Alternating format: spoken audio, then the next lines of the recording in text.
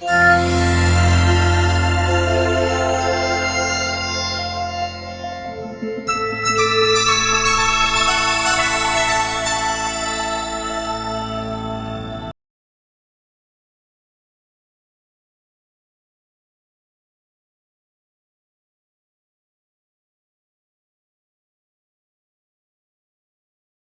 country which nowadays is only known to us as a question in PSC or UPSC questions as what's the name of the place which is called the roof of the world.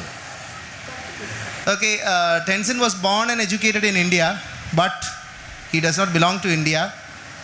If you want to know who a refugee is, just come and meet Tenzin. He has no identity cards in a world where we are bothered by identity cards, Aadhaar card, PAN card, voter identity card. He has only got a yellow book which is signifying his identity as a Tibetan refugee in India.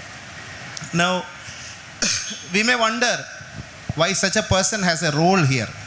In a world which is torn between identities and existence, Tenzin is one of the rare few who fights against this indomitable practice of curtailing the freedom of others by colonialism, but not using the bullet, but using the pen.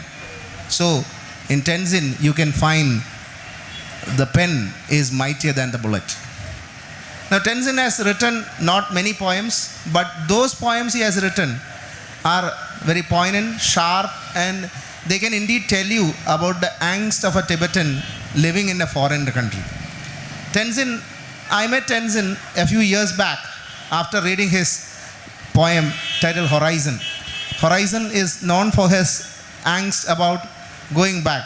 Every Tibetan, even after 70 years of exile, see, Tenzin is born in India, so naturally the Indian law says that he can be a citizen of India. But he opts for a place which he has never seen. The only experience he has there was a march that lasted for 45 days and an arrest that lasted for 45 days. He was tortured, he was punished by the Chinese regime. Also, he is just fresh from another protest just a month back from Chennai when he protested against the President Xi Jinping's visit to India. And I think it's the 6th or 7th time. It's the 16th time he is being arrested for the freedom of his country. So, I am very happy to introduce before you Tenzin Tsundue. And to begin our conversation, I would like to clear a doubt, because many of our Malayalis from Kerala don't know how to pronounce this name Tenzin, because when I started reading about Tibetan literature, the first name Tenzin came to my mind is Tenzin Norgay. So we often call him as Tenzing, somebody who is to deal with the Sardars. So how is your name properly Tenzing, S-I-N-G-H? How is your name properly pronounced? And can you give us a small history of your life till date? Ellarkum namaskaram. என் பேர் தென்சின் சுண்டு. நான் மெட்ராஸில் college படித்தது கொஞ்சம் தமிழ் தெரியும். So when I speak Tamil, of course there is I see a link between Tamil and Malayalam. So therefore I have a direct link to the people in South India. My name, Tenzin Tsundue, as we say in Tibetan, it's a name given by the Dalai Lama. In the Tibetan community, even at young age, even as babies, parents like to get names for their children from His Holiness the Dalai Lama. He is the spiritual and political leader of Tibet. So the Dalai Lama's name is Tenzin Gyatso. Dalai Lama is the title. Yeah? His real name is Tenzin Gyatso. So whosoever he shares his names, he shares the first part of his name, Tenzin. So therefore my name is Tenzin Tsundue. The meaning of Tenzin, Ten is the teachings of Lord Buddha, the Buddha Dharma. Tsin means one who upholds or preserves the teachings of the Buddha by practicing. So one who practices love and compassion is Tenzin. So this is the name given by His Holiness the Dalai Lama. Of course, one of the first Tenzins that came into Indian mind was Tenzin Norgay, the first Sherpa who climbed the Mount Everest. But very often there are spelling mistakes. Even in New Delhi, there is Tenzin Norgay Road, and there it is not Tenzin, it's Tenjin, J-I. So anyway, that's my name. I want to thank the organizers of Darshana Kottayam International Book Fair that I've been invited here to speak. And it's a deep honor for me as a Tibetan refugee that some of my opinions, I could also read some of my poems here and present to you the Tibetan idea of freedom. Your language, we have only heard of it as a language. And if you take the language families, it's one of the largest language families, the Tibeto-Burman language family. Can you say something in Tibetan? And if you have any poems or in Tibetan? The Tibetan language, very often when I go around in India, very often people out of curiosity, they ask me, you ching chong ping pong, Jackie Chan friend, or some people say kung fu karate. I take it very lightly because out of curiosity and out of ignorance people ask these kind of questions. But India is such a big country with so many peoples, cultures, languages, even beyond imagination. So all across the Himalayas you will see people of my origin. People speak Tibetan or dialects of Tibetan language, people who look like my face. And then of course extending in the northeast, again there are a number of people who are Indians by citizenship but different cultures and languages. In Tibetan, if I may greet you, I would say Tashi Delek. Tashi Delek is saying namaskaram or vanakam or namaste. So I want to teach this Tibetan salutation to you. I want people to say Tashi Delek. Yeah, this is how to greet. Tashi, T-A-S-H-I, Tashi, D-E-L-E-K. Tashi Delek. Can we say Tashi Delek? Yeah, so this is Tibetan greeting. It means I wish you good health and happiness. Yeah, Tashi Delek. Now, Tibetans are known for singing and dancing. Tibetan community, there's no one who cannot sing, who cannot dance. So I'm going to present you a small song here, just to give you the feel of Tibetan language and the sound of it. So in the Tibetan community, there is very often the opera singing. All the great stories of kings, queens, saints, poets, travelers, warriors are written in the form of opera. And these opera performances go on for 1 day, 2 days, goes on even for a week or 10, 14 days. So in these, there are these monologues, long dialogues said by certain important character. And these are said in singing tone. So these dialogues are sung in form of these music, and there are supporters. I'm going to give you a feel of it.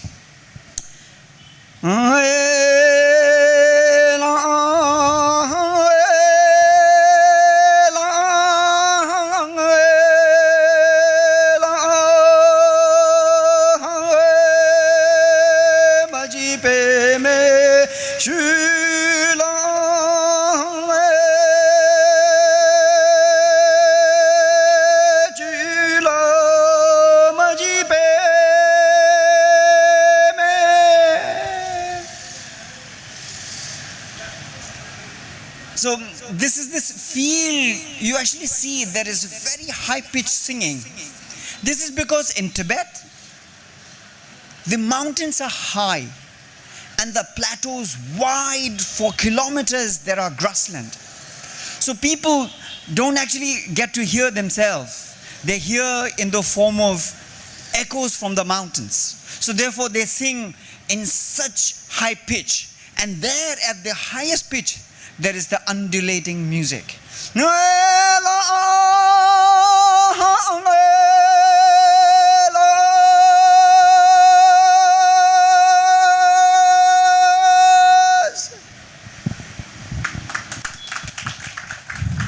That was awesome.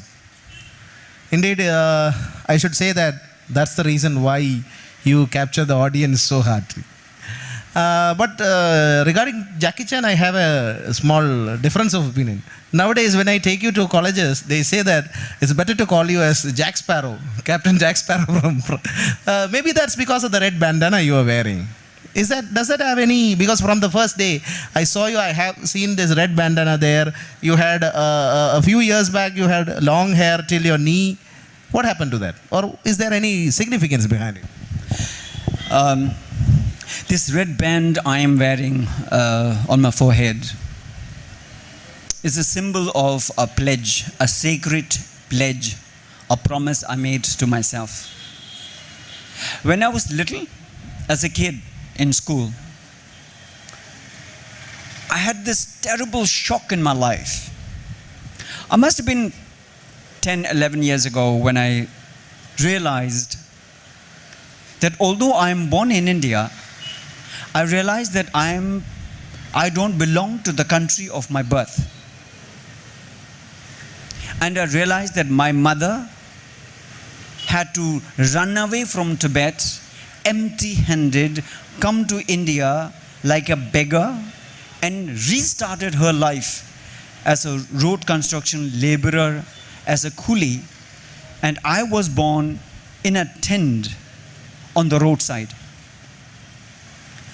So the indignity of having to run away from your home and leaving part of your family back in Tibet because of Chinese invasion was such a shocking, earth-shattering experience for me as a little boy who is now starting to understand himself, his identity. And therefore, I made a promise when I was in 5th standard, class 5. I made this promise to myself in 5th standard that when I grow up, I am going to be a freedom fighter. I will never work for wealth, money, power, position, family, nothing selfish, but always work for the country, for the freedom of Tibet, and once again regain the dignity of living in Tibet. Today, as an adult, I still do not have the great pride of living in free Tibet, but I have the honor of being part of the non-violent freedom struggle of Tibet, led by His Holiness the Dalai Lama. And in this process, I've been to jails, I've fought court cases, I've led protest rallies, hundreds and thousands. I've been to jail 16 times. I've fought court cases which went on for 11 years. I appeared in the court 30, 40 times having to answer. All this is part of my freedom struggle. I don't suffer. I take great pride in doing all this because this is not for any selfish reasons, but in fact, the journey from the self to the others, to the country. In that sense, I will see that it's better to have a look at your poem Refugee, because the audience will be now getting a clear meaning about that identity. Well, there is this very interesting, funny story of our growing up years in Karnataka. So my parents were road construction laborers in Himachal, and they were later rehabilitated to South India in Karnataka. So in Karnataka has largest number of Tibetan refugees living in different camps, in 4 different camps. And my parents, they live in Kollegal Tibetan refugee camp. It's in Chamarajanagar district, just on the outskirts of Satyamangalam jungle. You know, Satyamangalam Sati, which is the hunting ground for Viruppan. So there are also stories that Tibetans met Viruppan and they looked at each other like fierce animals. So when we were growing up in the Tibetan refugee school, in the Tibetan refugee camp, we had seen, as little boy, we had seen only the Tibetans in the camp. And then on Sundays, this Kannadiga idli wala woman would come into our camp, idli, and as little kids who were kind of tired of Tibetan food, which is mostly bland, overcooked, soupy kind of Tibetan food, we loved the idli and sambar. So we used to all rush to eat idli sambar. And after eating idli sambar, we used to ask our parents, look at this funny moment.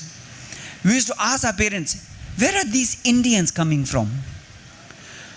Not knowing that we were ourselves refugees and had come from Tibet, and just being lost in the small Tibetan refugee camp, we were asking our parents, where are these Indians coming from? My grandmother used to be a storehouse of storytellers. She was so amazing in telling stories. So she used to tell us stories of snow mountains, yaks, apples, apricots, peaches, such kind of lives in Tibet which we could never see or imagine in Karnataka, in the heat of Karnataka. But we believed her stories, and that's how we started to have the first idea of Tibet. So my mother tells me that when we were first admitted into the Tibetan refugee school, our teachers used to say that there is an R on our forehead, English letter R written on our forehead, R meaning refugees. But we were proud refugees. At the time, refugee did not mean anything derogatory or sad or having left country. For us, being refugee was something to be very proud, because it means that there is a freedom struggle in front of us. Our teachers used to say, we are refugees, we have to fight for the freedom of our country, and one day we will go back to our country. So being refugee meant that there is scope for great meaning in our life, that our life is going to be purposeful. It is not just for wealth or money or power, it is for the country. So that idea of R kept on staying with me. My mother tells me that when we were in the tents on the roadside, she used to tell me that at the age of 2, I must have been very restless. So she used to tie a rope around my waist and peg it on the roadside while she gets busy on the road. So this is a poem I've written as a reflection of that life. The first formation of the identity are as refugees. So the poem says, when I was born, my mother said, you are a refugee. Our tent on the roadside smoked in the snow.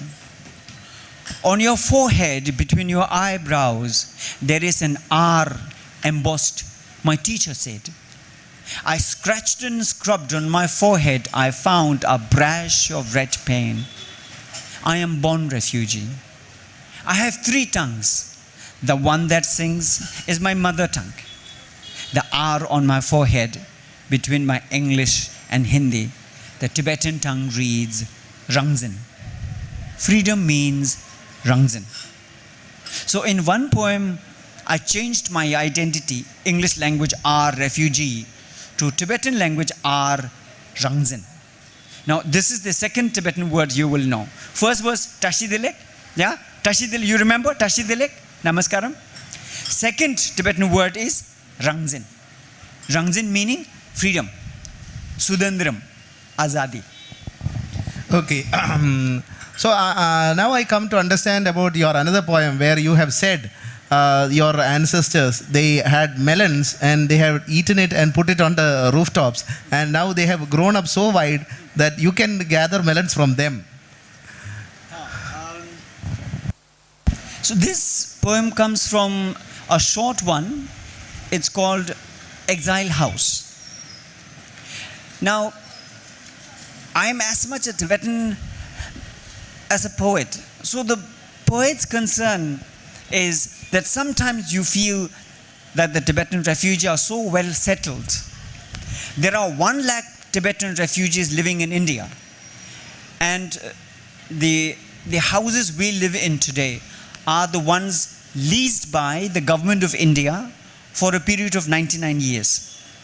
So 1 lakh Tibetan refugees live in Karnataka, certain and in few states in central India, and mostly in the Himalayas. So the poet is worried that sometimes we are so passive, inactive. Poet is worried that we may remain here forever. We may forget to go home. Like, for example, the Parsis who came here as refugees and lived here forever. So it will be a tragedy for refugees to come here and forget to go home. So therefore, out of that concern, the poet writes this poem, Exile House. Now in this short poem, there is one Tibetan word used, Changma. Now Changma is a middle-height tree, flexible, doesn't break, it bends, but does not break in harsh wind. It's so vegetative that if you cut the leaves and branches, they will quickly grow back. So that is Changma. So I'm going to read this short poem, Exile House. Our tiled roof dripped, and the 4 walls threatened to fall apart. But we were to go home soon. So we grew papayas in front of our house, chilies in the garden, and changmas for our fences. Then pumpkins rolled down the cowshed thatch. Calves trotted out of the manger. Grass on the roof. Beans sprouted and climbed down the vines. Money plants crept in through the window. Our house seems to have grown roots. The fences have grown into a jungle. Now, how can I tell my children where we came from?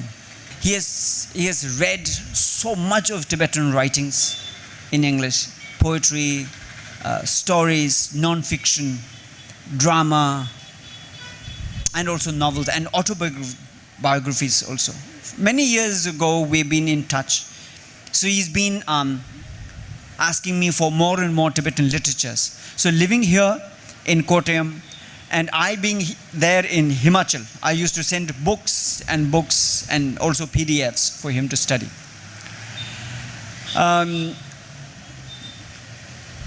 The Tibetan writing, actually, the most of it that we actually, as English readers, that we do not know, the majority of Tibetan writing, even today, happens in Tibetan language. But things that are accessible to us are mostly in English. That's reason because we always thought that within the Tibetan community, we know what we are undergoing. In another funny incident, when we were little in attempts of learning English, and also because here in Kerala, English, of course, is not our mother tongue. You know, for you it's Malayalam, for me it's Tibetan. English is the acquired languages. You know? So we were thinking we were learning English. So there used to be this game where we were singing. And we always thought that that's entire singing is English singing. So we used to sing this song, Ingle a she jang sing po mo, Ingle a she jang sing po mo, tibi tibi tap tap ayushoda, you are the morning. So now you see, only the last sentence is English. The rest is all gibberish. Tibetanized gibberish. But we didn't realize that. We thought we were singing something English in this. So therefore, today I don't look at English as a foreign language. I don't look at English as a language of occupiers or whatever. I speak Tamil. I speak Hindi. Tibetan is my mother tongue. English is the language of my academic practices. I can understand a little bit of Marathi, a little bit of Punjabi, a little bit of Ladakhi.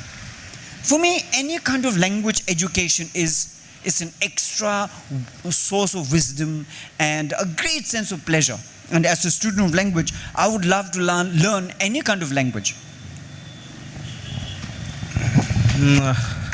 Thank you for acknowledging my studies also. And my personally, when I went through your works, I can't measure that energy that is going on through them. And the first thing that attracted me to Tibetan literature is the Dalai Lama himself with his that ever-enchanting smile. How come you Tibetans are so positive thinking or optimistic in the modern day language about dreaming of such something that, as you have earlier said, the Parsis might have lost their dream. How are you able to keep up with this dream? Because I have read about the first generation settlers who have come here. They are cleaning their utensils every day and keeping it ready for going off back to Tibet the next day. But for the 60 years, they have been staying here. Many of them are out of the scene now. Well, for the Buddhist Tibetans, for us, there's nothing called destination, an aim or a goal to achieve. There's problem in setting a goal. When you set a goal, you think in order to achieve the goal, I can choose any kind of path. Then your obsession to achieve the goal becomes preoccupation in your life. And sometimes, therefore, you end up on the wrong path. And wrong path always leads to wrong destinations. We believe that the destination is not important. In fact, the journey is the destination. Whether we are politically able to, free Tibet, kick the Chinese out of Tibet, we believe that our culture, which is the practice of love and compassion, must remain with us. The source of happiness, we believe, is not because of certain facilities, certain rules and regulations. The real source of happiness is on the inside. And therefore we call ourselves in Tibetan language Nangpa. Nangpa means Nang is inside. Pa is one who looks on the inside. So our happiness and peace does not depend on any rules, regulation, law, other people, material resources. The real peace and happiness depends on you. Your practice of love, compassion, patience, tolerance in real sense. So therefore, we believe that as long as we keep this as a culture, no one can take away my peace. No one can take away my happiness. As a prisoner, when, in one of my journeys, I've been to Tibet, I was blindfolded by the Chinese. I was beaten, tortured in Lhasa jail in Lhasa, the capital of Tibet. I was in jail for 3 months. So while in the jail, I was noticing that in the jail, the Tibetans are saying prayers, doing some exercises, and maintaining their sense of calm. While outside the jail, the Chinese soldiers with menacing guns, their face frowned and looked very worried and concerned. So now look at this. We were in jail while we were maintaining our own sense of calm and peace. The Chinese who were outside with guns were the ones who looked really sad. So we felt bad for them. So look at this. The basic philosophy of happiness is so very different from how the communist Chinese looked at and how we Buddhist Tibetans looked at. Therefore, I believe that we have such a challenge in the form of Chinese invasion. Today there are 12 million Chinese in Tibet, which is a population of 6 million Tibetans. There are double the number of Chinese population in Tibet. And the Chinese bully Tibetans in such a way that even if the neighbors, they picked up a fight, the Chinese would report to the police and say these Tibetans are separatists, terrorists.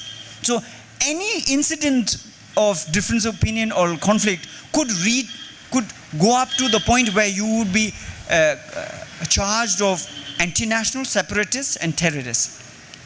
In such situation, and Tibetans are still maintaining their calm and peace, because we believe that real source of happiness comes from here. No one's mistake, no one's ignorance, no one's act to bully can make you unhappy. Because your source of happiness is here on the inside, not from outside. Therefore, again, ironically, I like to believe, because we have such a big challenge in the form of Chinese military administration entirely running Tibet as a colony, I believe that because of such a big challenge, the Tibetan practice of love and compassion, I believe, is at the highest and the best practices today. Therefore, I think even if our country is not free, we are free. Because our sense of peace and calm has not been disturbed by others. And if there is a challenge, perhaps it will only become better. Recently, I wrote an article in Hindustan Times, an op-ed article. And there I said, His Holiness the Dalai Lama looks at China as a country of anger and greed. And as a Buddhist, you do not abandon the suffering. So therefore, whether China quits Tibet or not, the Dalai Lama will never abandon the Chinese. So therefore, I think the Chinese are stuck with us. So our relationship between the Chinese and the Tibetans is going to be a journey for freedom. Their freedom and our freedom. So that gives more meaning to that middle path policy. That their freedom is, and I don't think that we ever thought of a factor like that, that my freedom is associated with another person's freedom. We always have said that my freedom ends at your nose tip. So it's a new reading. And also it gives me a better understanding of your poem, that Horizon, which actually was the first poem that made me go in search of you. That is how a person can still dream of a place where you haven't seen. The only experience you have of your motherland, Tibet, is the 3 months in jail. And that too, a jail is not a place where you are not comfortable. You are always considered as a correction, though it's called a correctional home, it's not only a correctional home, it's a prison. So I will suggest that you read this Horizon to our audience. Yeah, so this is a poem titled Horizon. How do you say horizon in Malayalam? Horizon. Shitij. Huh? Chakravalam. Chakravalam. Chakravalam. So horizon, we usually think it is horizon somewhere there, and I have to get there. So horizon in our life, for example, when we were in school, our horizon was to pass school and go to college and feel free.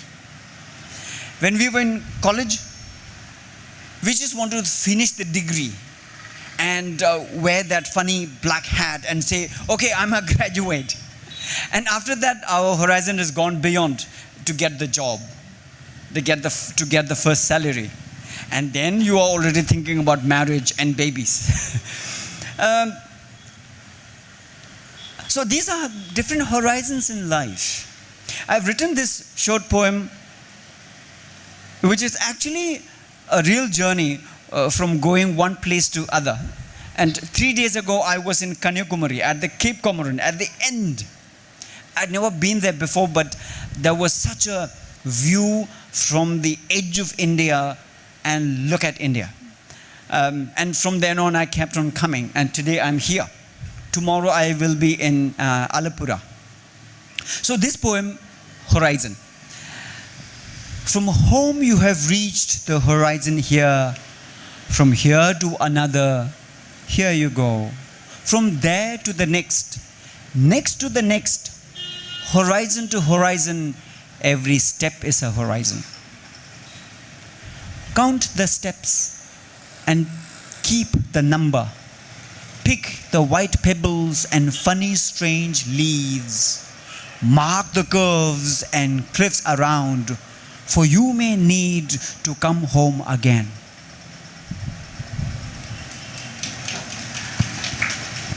So it's a constant reminder that your home, the center where you want to go back to, is so very important.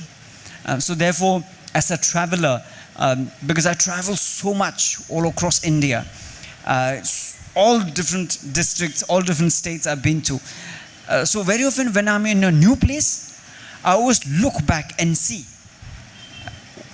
my the room I have rented, or in someone's house I am staying. I always look back and mark where I'm coming, because I need to go back.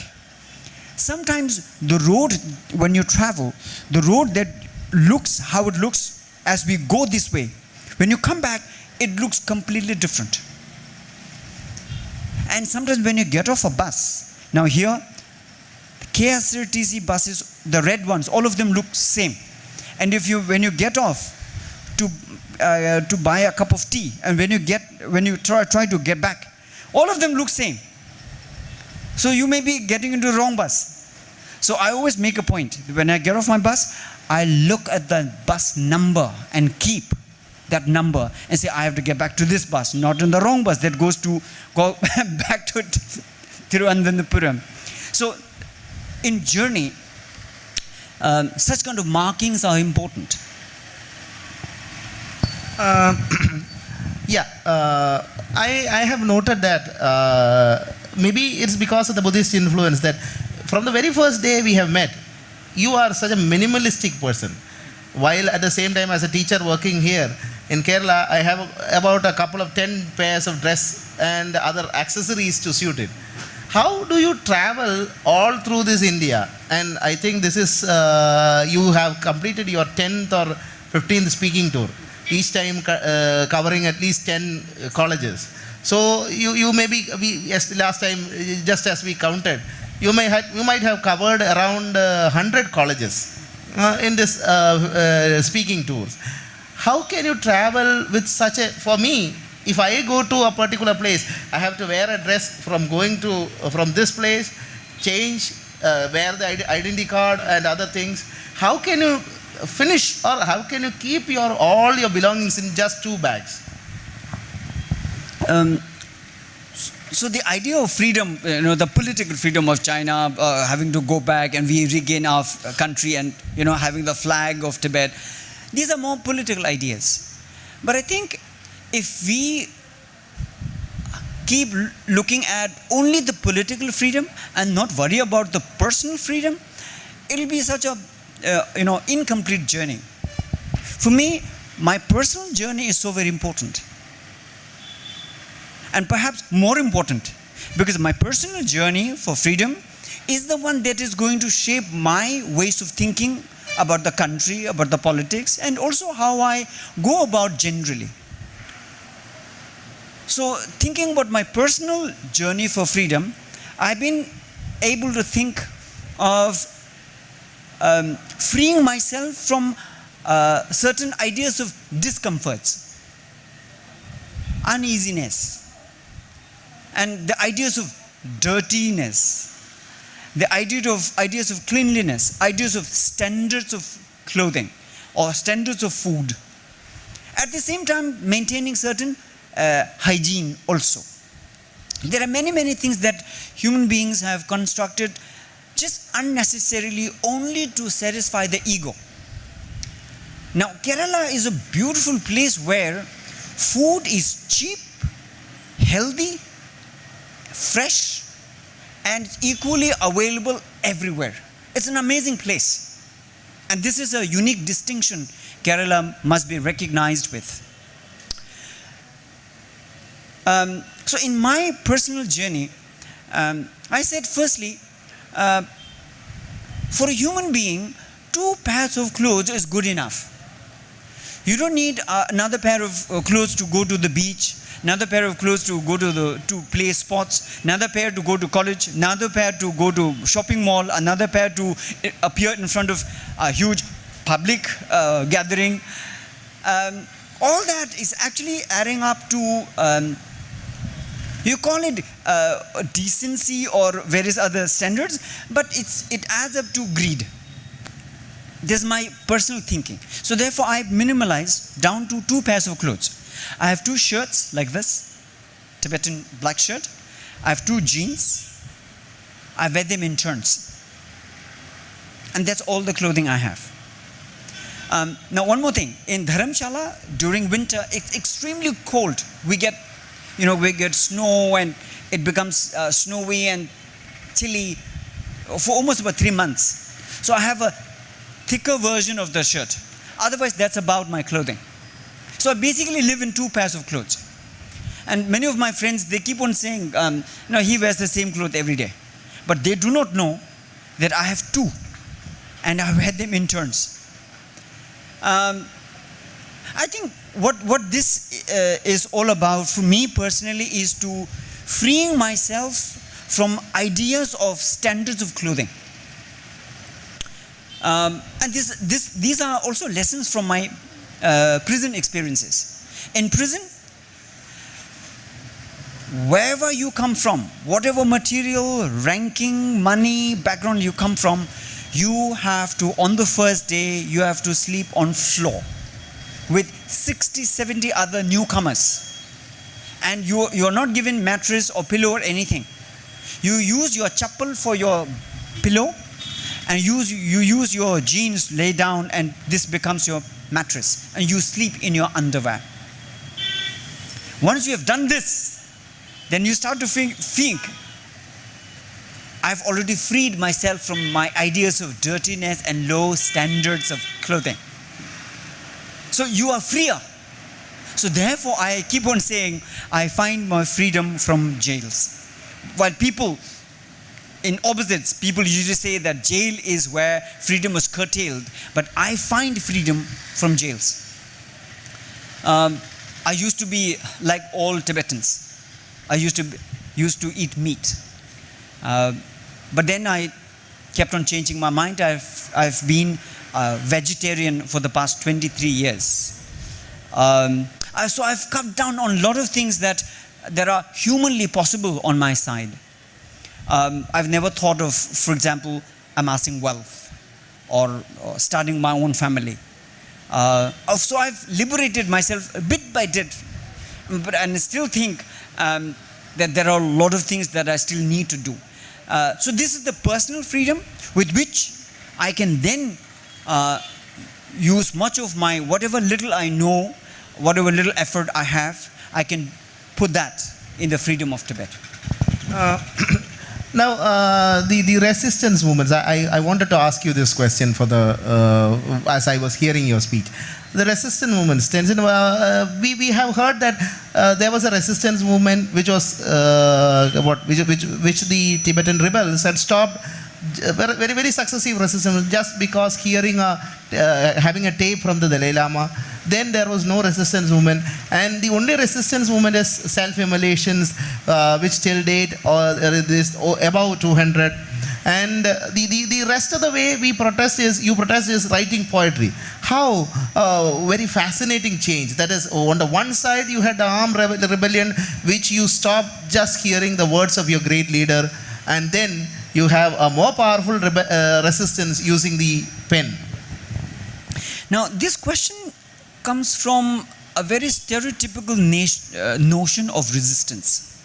When we think of resistance, for example, we keep on thinking of the much romanticized idea of hungry people with guns, hiding in jungles. So they are resisting something. While of course there are certain people who do this, and it's up to them. But for us, our idea of resistance is far more spiritual, cultural, and intellectual. And therefore, I believe that this is much stronger than just resisting with guns hiding in the jungles. This is my belief, and that's why we believe that, and this is such a dignified resistance. Resistance needn't necessarily kill anyone. If you need to kill, you need to kill people's egos and their greed. It needs to change. So therefore, that change comes by speaking to the conscience. Therefore, I have always believed in the power of writing. Therefore, at the book fair today, let me speak about my idea of writing, why I write, and what is the power of writing. When we were growing up as little, I'd always heard about this commonly around the world said this line, pen is mightier than sword. I never understood that. If you keep one pen and one sword, how in a way you're going to weigh which one is better? But today I understand. And that's why I write. I write because I essentially believe, and I'm 100%, I have the conviction that when you write, you touch people's heart and change their mind. This mantra, this belief that with writing you can touch people's heart and change their mind is the most powerful thing you can ever do with writing. Otherwise, look at the politicians. They try to, again, change people's mind by saying, vote for us, I will give you this, I'll give you that. Again, efforts in changing people's mind. Or you listen to me, I will give you this kind of money. Again, efforts in changing people's mind. But these are not effective and not wise ways of changing minds. If you truly want to change people's mind, and that too forever, write. Write truthfully, write beautifully. You can change people's mind. This is why I am so very convinced about the power of writing. And that too, I write poetry. Why poetry? Because I believe that poetry is the language of imagination. It is difficult for some people, only for the lazy people who do not want to imagine, who want to just read and understand. And poetry requires little efforts of imagination and reading and certain other background studies also. So poetry is the language of imagination, and therefore poetry crafts in it great sense of music, rhythm. It brings in great sense of metaphor. It speaks in metaphors and images. Therefore, I write poetry. So I'm convinced that this is much better, effective, meaningful resistance than any kind of stereotypical notions of resistance, carrying guns and trying to kill each other or getting killed in the process. So therefore, the idea of resistance is to basically, to say that I am right and you are wrong. But it is not just enough to say I am right and you are wrong. You need to reconsider your rightness all the time, truthfully review, and also truthfully review other people's wrongness. Because sometimes over 60, 70 years, you realize that you are in the wrong position. So such kind of truthful review are important in the Tibetan freedom struggle. Today, you don't hear of Tibetan terrorists. But there are Tibetans who are inside Tibet resisting constantly every day. There are resistance in the form of Tibetan nomads maintaining their sheep and their yaks on the high Himalayas and maintaining their life. They know If they listen to the Chinese, if they become part of that, they could quickly become rich. But that richness would be only in the form of money. The true richness of practice of love and compassion won't be there. You would just become slaves under the power of money. Or resistance in the form of Tibetan farmers, young Tibetan students. Today, China is trying to change Tibetan textbooks with Chinese textbooks. So therefore, there is a danger that young Tibetans growing up in Tibet may be educated only in Chinese, and they may be danger that they will become Chinese. And therefore, hundreds, thousands of Tibetan students are coming out into the street and protesting and saying, we want the right to practice our mother tongue. So Tibetan resistance, unlike any other, today the resistance is in the form of singing. Tibetan singers, poets are icons of high ideal in Tibetan, in Tibet, inside, under the Chinese occupation. Of course, they cannot use the Dalai Lama picture. So what they do is they put up in the discotheques, in their bars, in the schools, wherever, they put up pictures of Tibetan poets and writers. So therefore, Tibetan poets, writers and singers are the true cultural icons of Tibet. Why do they put up? Because these Tibetan singers, poets, writers, they talk about the greatness of Tibet, the land, the Tibetan culture. They don't put down China. They only empower Tibet by telling the people our greatness comes from the land, the snow mountains. So therefore, such kind of resistance go on. At the same time, there have also been cases of self-immolations. Tibetans in act of protest, dousing themselves with oil and burning in the acts of self-immolations.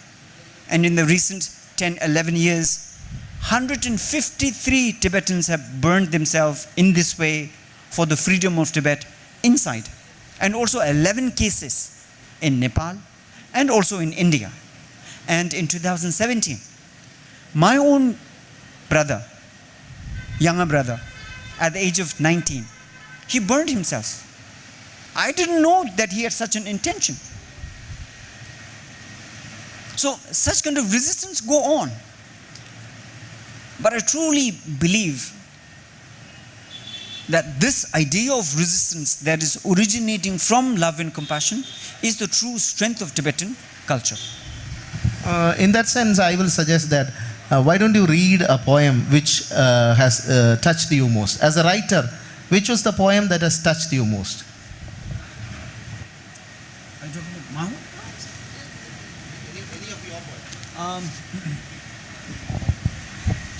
There is a short poem called Betrayal. I'd like to read that because this poem kind of hangs between the dilemma of non-violent struggle. So the poem is titled Betrayal. It says, my father died defending our home, our village, our country. I too wanted to fight, but we are Buddhist. People say we should be peaceful and non-violent. So I forgave my enemy. But sometimes I feel I have betrayed my father. So this poem, for me, is the dichotomy. There is a great romance about violent struggles.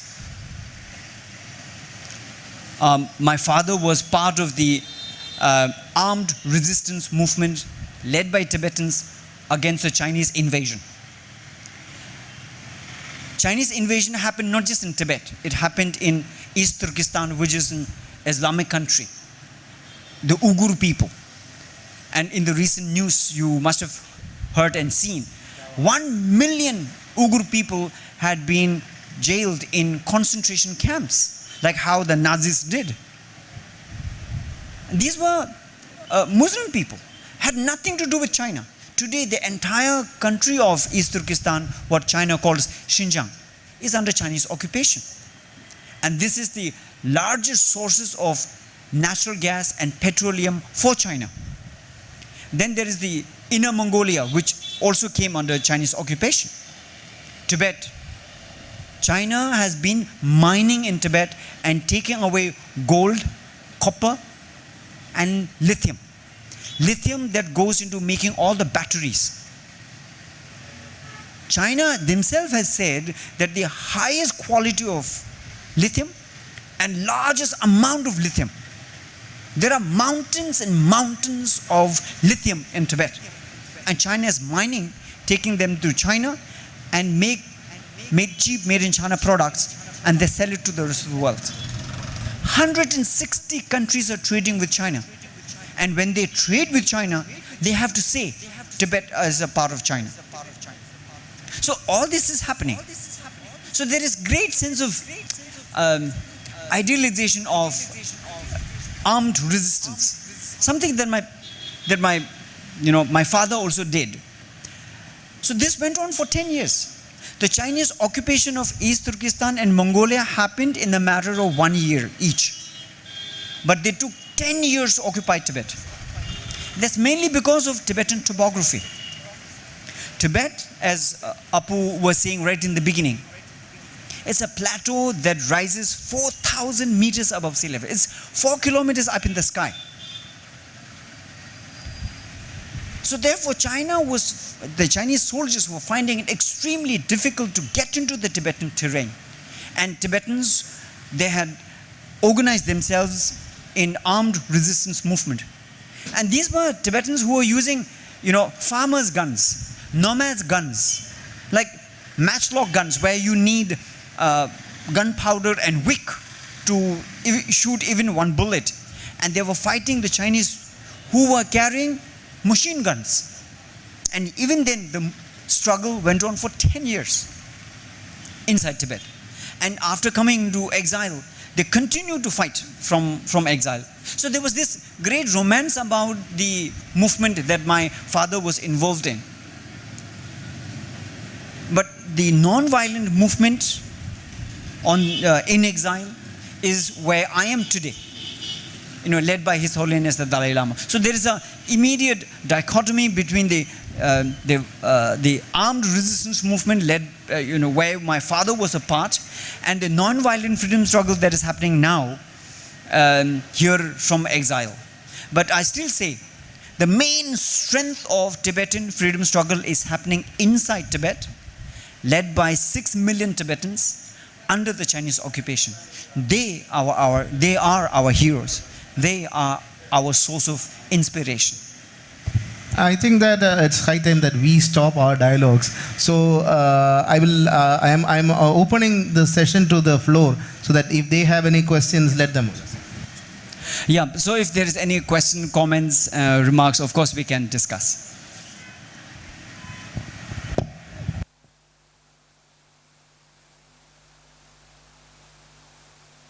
Family, yeah, thank you. So when I was 2.5 years old, my father died. They were in the road construction labor camp, as I was saying earlier. My father died, and me and my elder sister, we were with our mother, and we got rehabilitated to South India, in Karnataka. Then my mother remarried. In the Tibetan community, remarriage of both men and women are very common. It's considered. So my mother remarried. And my stepfather, who is my father today, his wife had died in other cases, and he was coming with a daughter from his previous marriage. So we are actually 6 of us today in the family. All of us are grown up. Others are doing their own work. I'm the one who found the path in the freedom struggle. If you're asking about my personal thing, then I have to say I never thought of marrying or starting my own family. I always said to myself that I dedicate my work, my life for the freedom of Tibet, and this is how I am continuing. my work.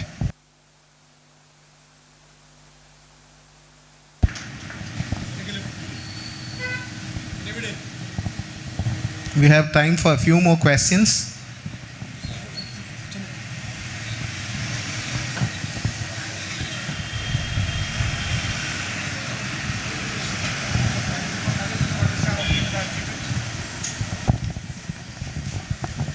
Excuse Thank me, you for sir. narrating what is happening in the Tibet. I said the same fight we are against the Britishers long time back. So then we congratulate you for stating that. So I asked so many Chinese, are you a communist? No, I am a Buddhist. That is the answer from that. So let you fight Buddhists also as your strength and your fighting God. Okay. Thank you. Thank you for your kind remarks. Thank you very much. Anyway, thank you for the answer I have told about your family. And I have one more question. What's the main income of Tibet? Are you talking about Tibetans inside Tibet or exiled Tibetans? Inside Tibet. Yes, yes, yes. Inside Tibet, today, as I was saying earlier, overall, politically, there is the Chinese occupation. And even today, almost about 50 to 55% of Tibetans are nomads. So they live with their yaks and sheep. They have summer pastures. And during winter, they come down into the plains and have their sheepfolds. So Tibetan nomads, nomadic pastoral family is one main source of income and also their livelihood.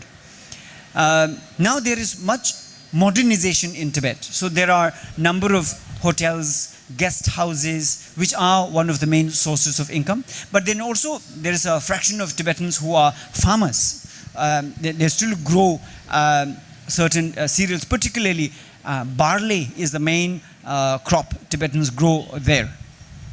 Tourism is a new source of income for Tibetans. But what we actually get to see in Tibet today, there is a great sense of discrimination by the Chinese, because the Chinese government keeps on saying that this is how they message to the mainland Chinese people and say that Tibet is underdeveloped area, and they are saying this is a part of our country, and they are encouraging Chinese to go to Tibet and set up businesses and what they call reinvigorate the economic activities in Tibet. So Chinese who go to Tibet to set up shops, businesses, they are given extra incentives. And Chinese government officers who go to Tibet, who are kind of posted in Tibet, they get extra remuneration of having to work in high altitude and also in rural areas. So these kind of incentives are given to Chinese so that more Chinese go to Tibet, or even mixed marriages are encouraged. So therefore there are great sense of anxiety in so many different places. So of course, yeah. So briefly, this is the answer. Yeah. So I have a question, sir. Actually, your label is refugee, okay, Tibetan refugee in India. So as an Indian, I have a question to you. So we Indians always welcome to the foreigners to our country and providing what are all the facilities to you. So do you feel that Indian culture, what are the importance or the specialities you noted and which you can also influence in your writings? One question. And second question, so though you are a refugee, the government of India is giving you all the benefits available as per the law of the land. Okay, still, so are your life in India is comfortable or not? Or still you wanted to go back in your home state? Okay, sir. Firstly, for us, there is nothing called Indian culture which is different from ours. We are 99% Buddhist. And where did Buddhism come from? India. So, spiritually, intellectually, we are Indian. Of course, today there is very little practice of Buddhism in India. That is true. But it is still Indian culture. So culture is not just wearing clothes or eating idli sambar. Culture is the way you think. How do you deal with your emotional problems, your financial problems? How you deal with conflicts? How do you deal with high praises and people keep on saying you're great? How do you deal with such kind of adulations? So culture is how you think, and how we think. Buddhism came from India. So therefore, we don't culturally think anything different from India. We are Indian as we are. Just politically, there is a Chinese invasion of Tibet, and the land is so very high, and our face looks different. Culturally, in our mind, we are as Indian as any Indian can be. One. Second, the whole idea of coming to India was not to seek comfort or material wealth. The whole idea, the very reason why we came here, especially my grandparents, the Dalai Lama and the Tibetan of that generation, their idea was to come here for a moment and then go back. Therefore, in the Tibetan refugee camps in Karnataka, when they first came down, they said, don't grow coconut trees. By the time coconut trees grow, we would have gone back to Tibet. So they started to plant only papaya trees. See, look at this beauty of their ways of thinking. They were so courageous, at the same time so naively thinking, but very, very, very simple mind. And later, they were eating alm, and they throw their alm seed in the cow shed, and then mango trees grow, and we have gone through the mango tree phase. Today we have coconut trees which are grown almost about the height of you could actually see the sky in the coconut tree heights. So look at the idea. So therefore, for us, it is never to seek comfort or facilities here. Whatever the government of India has provided, it is good for us. Now, the relationship is not just India being sympathetic with Tibetans and Tibetans seeking refuge. It's not just this. It's a very complicated issue.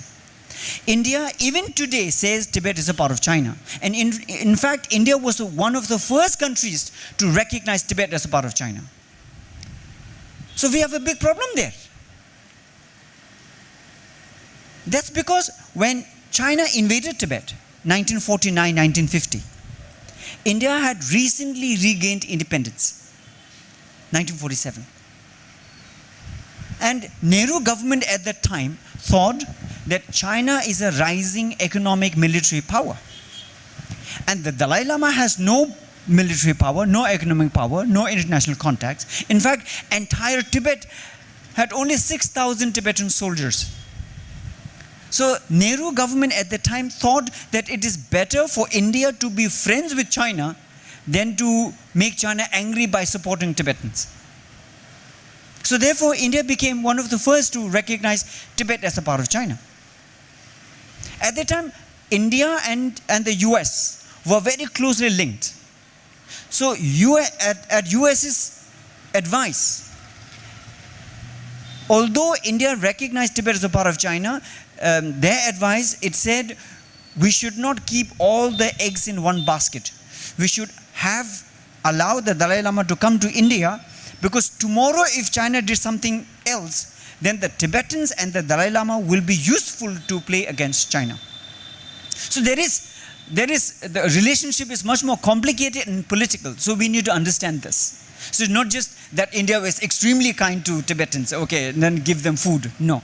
It's very complicated. So this, and I understand this. All countries, all governments, they never work for others. They always work for their own interests. And now what we need to see is the independence of Tibet in India's interest today, Or can it be in future? That is what we need to see. Today it may not be, because even present government is trying to seek investments from China. It may not come, but at least some efforts are being made. Maybe there will be time in future where China will, governments around the world, business around the world may be less dependent on China. At that time, then perhaps India and many other countries may have to confront China. So there, of course, the Dalai Lama, Tibetan government in exile, 1 lakh Tibetans may be useful. And America has already started to use the East Turkestan case and the Tibetan case against China. So of course, such kind of politicking will continue. But I essentially believe that as Tibetans, we all remain grateful to India that in such a situation we have found a second home. Until Chinese invasion of Tibet, there was no China on the Himalayas. On the Himalayas, it was always the Tibetans. And therefore, even today, many Indians believe that Kailash Parvat is in India. Why do they believe this? Because they never had to seek any permission to go to Kailash Parvat. Today, Indians have to. In order to go to Kailash Parvat for a yatra, you have to first begin by giving 36,000 rupees as a donation, as a kind of a pay. Then you have to pay humongous amount of money to take this journey. So therefore, only rich Indian Brahmins are able to go. Common Indians cannot go. But in the past, any Indian could go to Kailash Parvat and come back as if it's a part of the country. And Tibetans never had to seek permission from India to come to Banaras, Bodh Gaya, Nalanda, even right up to Amravati here in Andhra Pradesh. So such was our relationship. And therefore I believe that such a brotherly relationship between Tibet and India is possible. And if that happens, imagine from Kerala all across the Himalayas with a simple signature, you can go right up to Mongolia. We can think of this as almost one country. So we have to think, more positively and more hopefully. So this is what I have to say. Thank you. He said he's writing the last mileage out of this motorbike and he's going to give this motorbike to some local people. So I know the Malus have great sense of ideas of traveling and restless. Now, if you ever want to travel to Tibet, it is possible. Firstly, it is possible. But you need to make great efforts in this. India is very, very suspicious of Indian travelers in Tibet. So, one way of traveling is to seek a visa from China, from New Delhi. Or another way is to go to approach Tibet from Beijing or Chengdu. Beijing and Chengdu, if you go, from there you never reveal this idea that I want to go to Tibet and therefore I have come to Beijing and Chengdu. No. You go to Beijing and you go to Chengdu. From there, then you want to take the high-speed train to Tibet. So you want to practice that. You want to try that train. Then possible, you would get this 48-hour train from Beijing right up to Lhasa. That's another way. And another way is to go to Nepal and pretend lost. And then say, can I see Kailash Parvat? Or can I see Lhasa? In Nepal itself, there is Chinese embassy, a very active one. I say active because they actually run Nepalese administration more than the Nepalese administration themselves. China is very powerful in Nepal today. And in Nepal, strangely, you can use Chinese currency. Earlier, Indian currency and Nepalese currency were both useful. Today, Chinese currency is more useful in Nepal. That's the place where you apply for visa. So what they do is, they take you in small batches of 8 people. On the mode of travel, in Tibet is Toyota Land Cruisers. So they take 8 people together in a batch after receiving the visa from Nepal. So you cross Nepal-Tibet border and they'll take you to a couple of standard tourism places like Gyangtse, Samye, Shikatse, Lhatse, and some of the places, and then finally get to Lhasa. Either you fly direct to Lhasa and then come down to southern part of Tibet and then come back to Nepal, or you travel by car into Tibet and then fly from Lhasa to Kathmandu. So these are different options. Now, a few things to take care of. They are very suspicious of Indians as spy for government of India. So therefore, you are bound to be given a tour guide, in double quotes, a tour guide who will pick you up from your hotel room and drop you to the hotel room. Once you are back to a hotel room after the tour guide, you cannot come out of your hotel room. This tour guide will be with you throughout the day like your shadow, and you have to pay for the travel for the tour guide, who is kind of compulsorily given to you. This tour guide will follow whatever you do, phones you are making, whatever purchases you are doing, people you are meeting, whatever you are saying to people, pictures you are taking. And in the evening, this very tour guide will report to the government. So you actually know you are being followed every day, every moment of your life in Tibet. But this is the standard.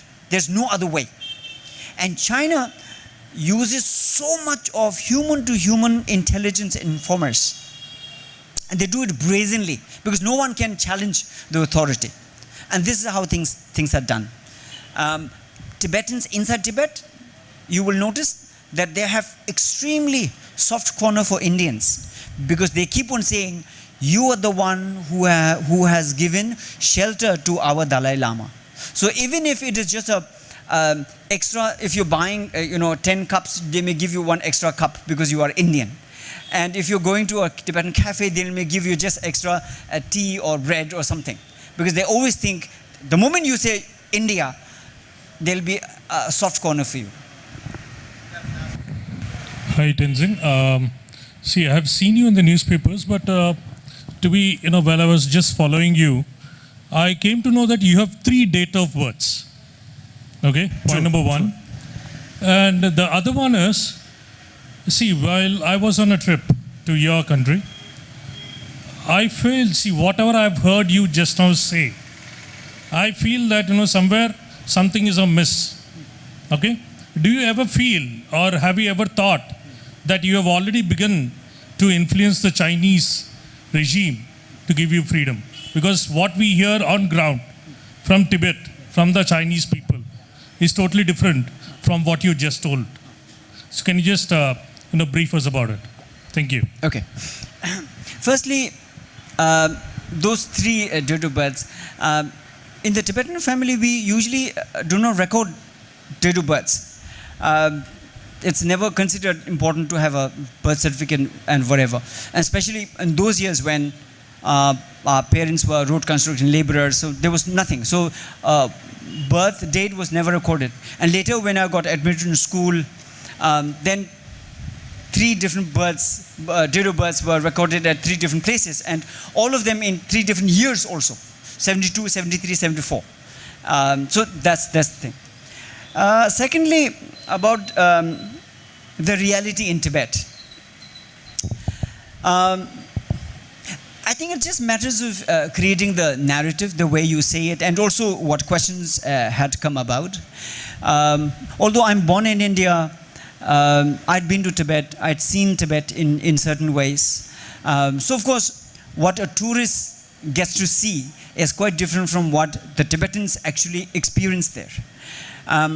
For me, my entire life, I'm now 46, yeah? My entire life had been preoccupiedly concerned about the situation in Tibet. So I know Tibet in so many different ways. And perhaps sometimes when you look at Tibet from such a long distance and follow Tibet every single day, then perhaps sometimes you know more about Tibet than some of the Tibetans living there. because they are living in just a small corner. We follow Tibet from so many different angles. Today, if you go to Tibet, and as a traveler yourself, you would see, if you don't talk about freedom, Dalai Lama, or democracy in China, you can do basically whatever you want. There are so much of tourism, there's so much wealth and resources, and you may, and as an Indian, of course, you wouldn't want to talk about Dalai Lama because you would be already warned by other people. So you wouldn't want to talk about any of those. So if you just go around shopping, just enjoying scenery, taking pictures, you will feel that there is no problem here at all. You don't see. Because problems are not there in the scenes or the areas where tourists go.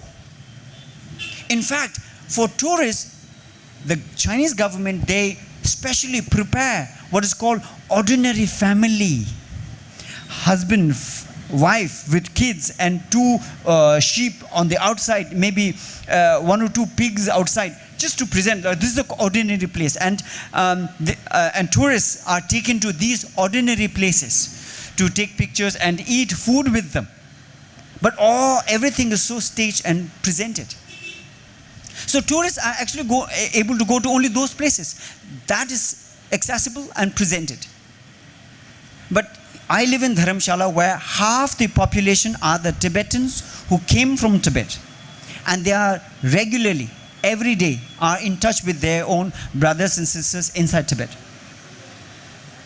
So this is what has been said about and what is the reality there. Thank you.